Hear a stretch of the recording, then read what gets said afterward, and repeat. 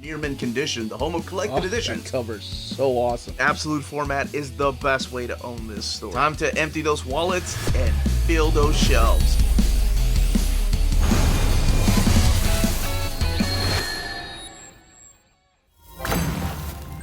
A long time ago, in a galaxy, you all know the rest. This is the Uncanny Omar from Near Mint Condition, the home of collected editions.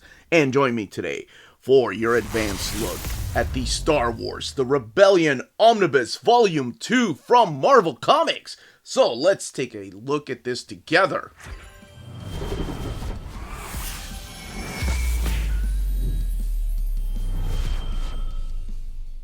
And welcome back, everybody.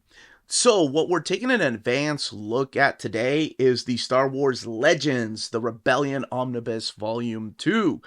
And before I go any further, a big thank you to David Gabriel and the folks at Marvel for sending us an advanced copy of this omnibus. This omnibus is due out in the direct market and book market on June 11th or 12th, depending on where you get your books. Now, this is the direct market cover. This is the one that's supplied by Tomas Giorello. And it does have Vader on the spine right there.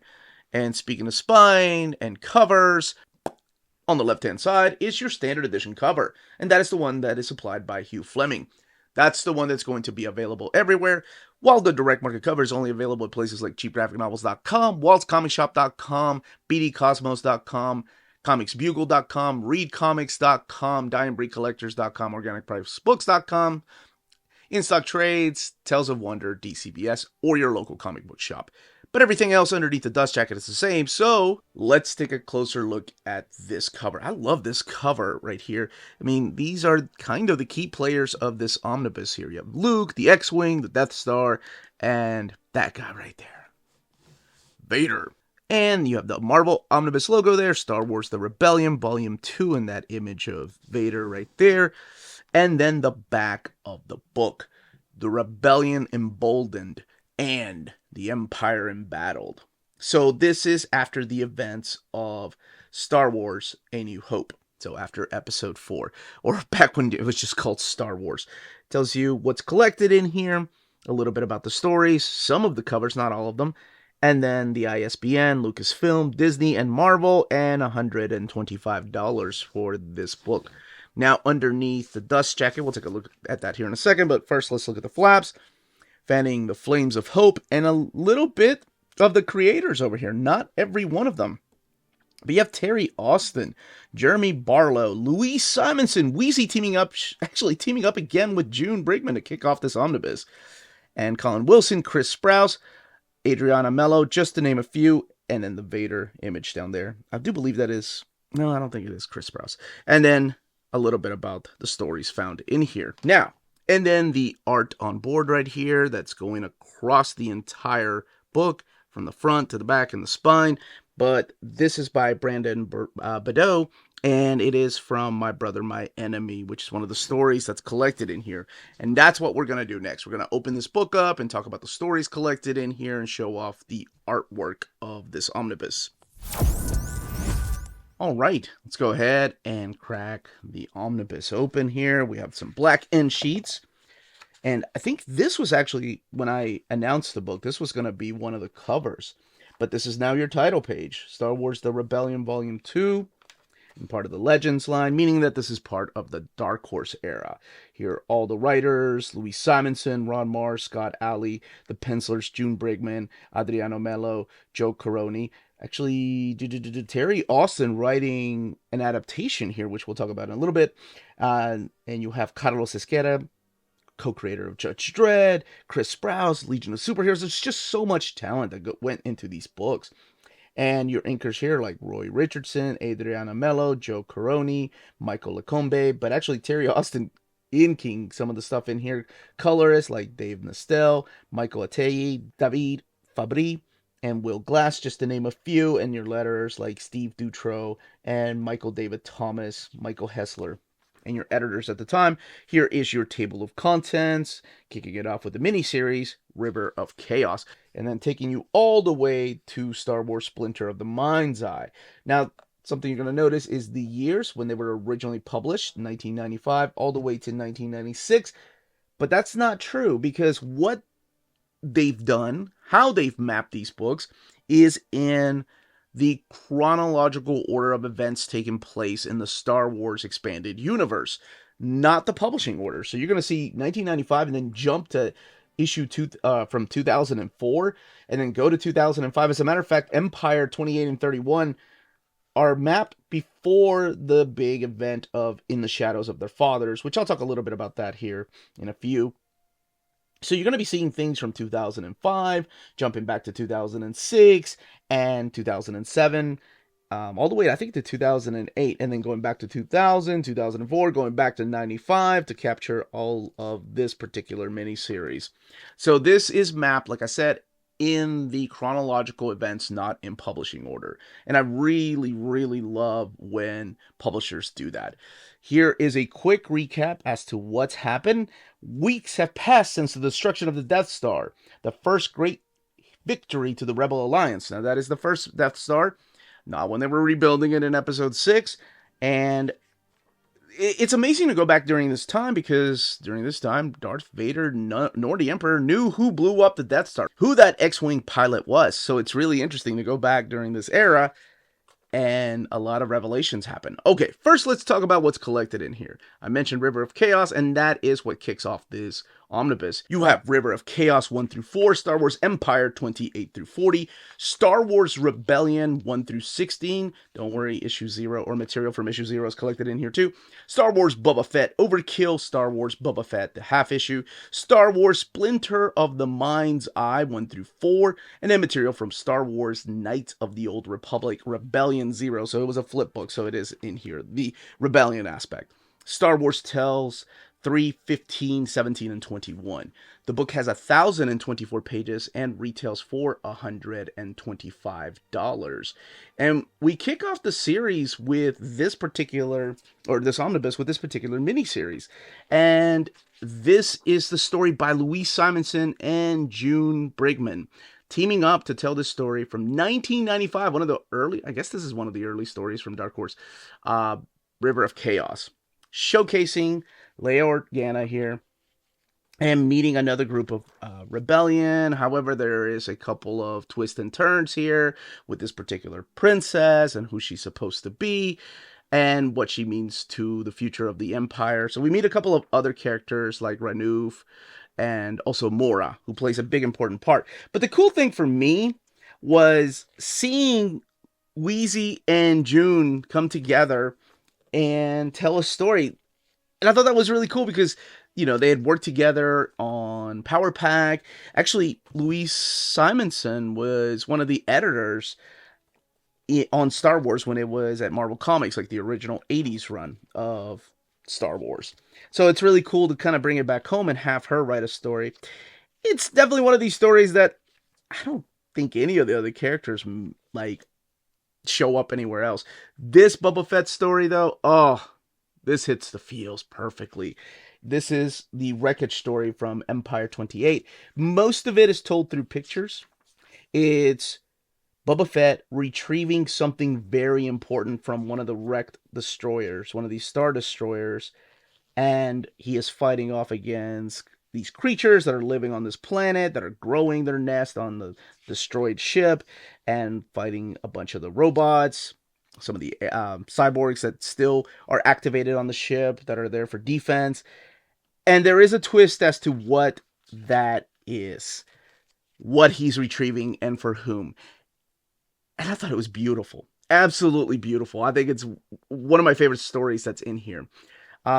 This is the Darth Vader. This actually focuses on the rebellion, but also part of the Empire. So you do see, like, the way that Darth Vader deals with potential political allies, if you will, but doing it his own way. This is like a bunch of, like, reptile dinosaur creatures on this planet. And then you get to Star Wars Empire 29. So those issues are mapped before this, and this is In the Shadows of Their Fathers. So this is a 5-part story, and I love the fact that they tell you who it's written by, even though they tell you at the beginning here.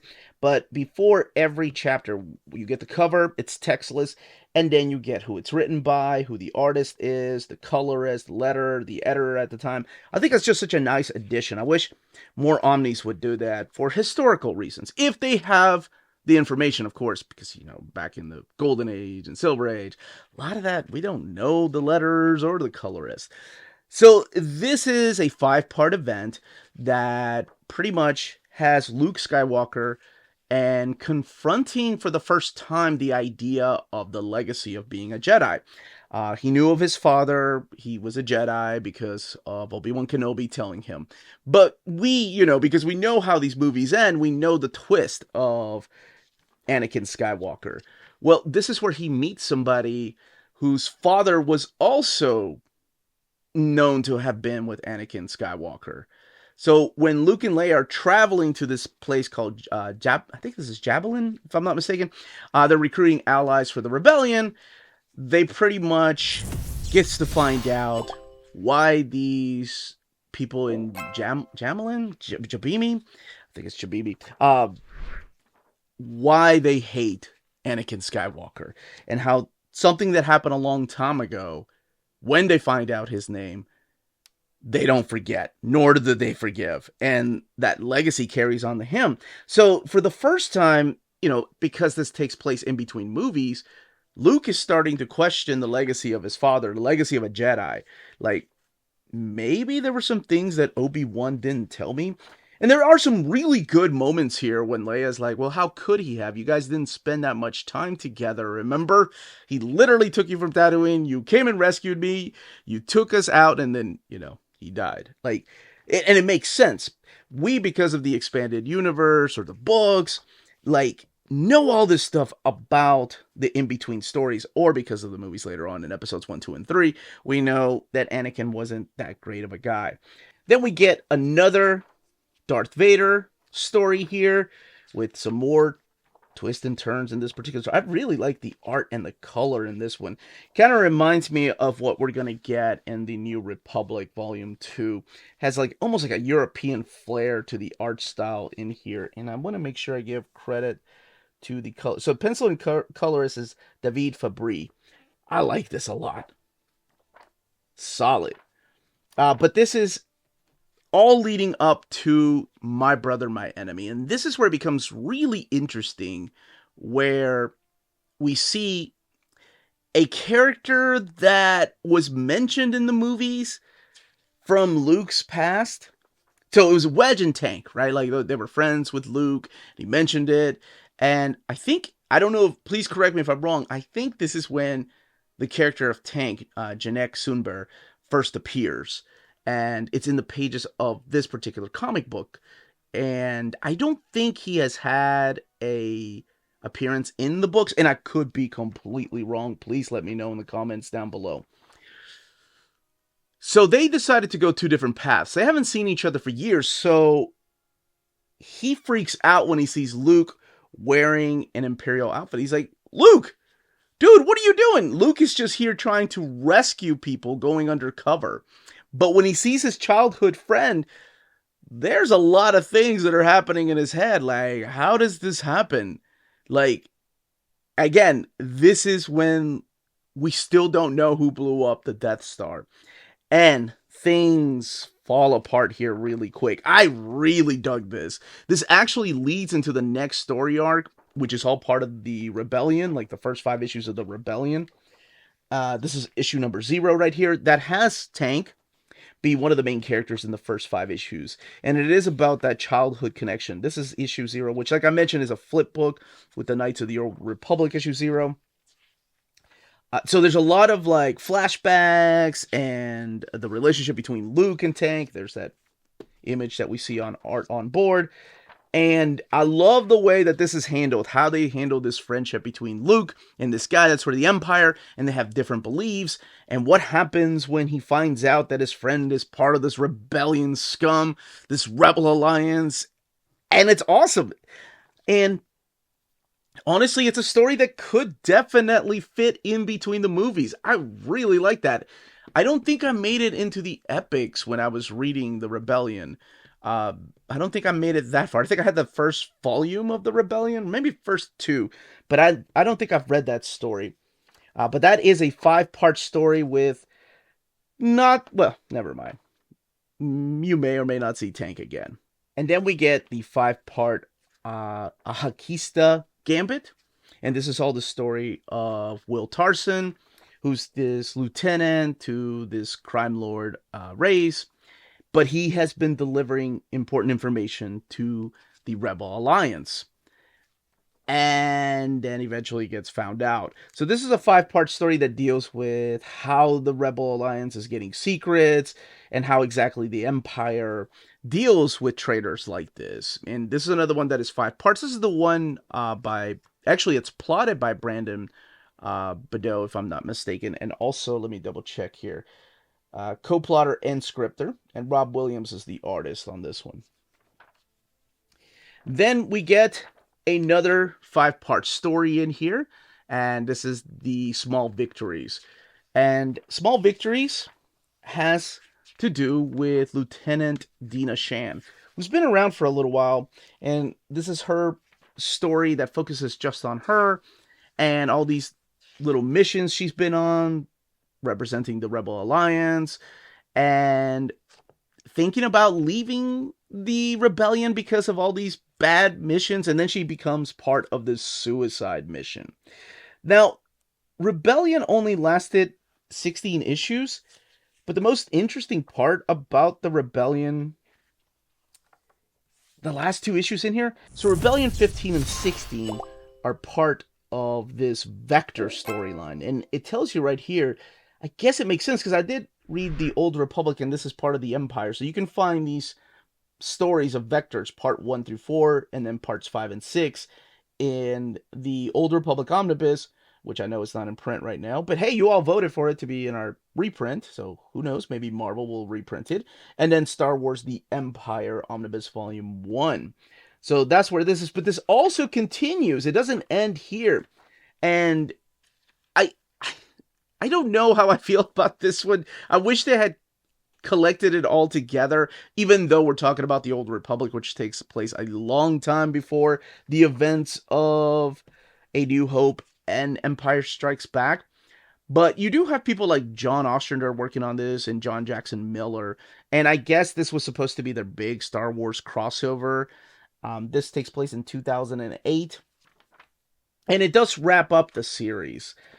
But it's not the last thing collected in here. We get another Boba Fett story back here. Actually, a couple of little Boba Fett stories. A Lando story.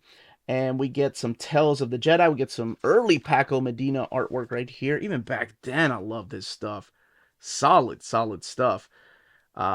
We get Boba Fett Overkill, which is just him blasting people with his blasters. Then you get a Han Solo and Chewie story. And then you get the last thing collected in here. And that is the Splinter of the Mind's Eye. Okay, so Splinter of the Mind's Eye, I did do an overview. I have read this before. Is an adaptation by Terry Austin, love his inks, who's actually the inker of this. Chris Sprouse from Legion of Superheroes, or at least that's how I knew him, is the artist on the book. It's an adaptation of a novel. And what it does is it brings Luke and Leia and the 2 droids as they crash land on a planet. And in this planet is this crystal.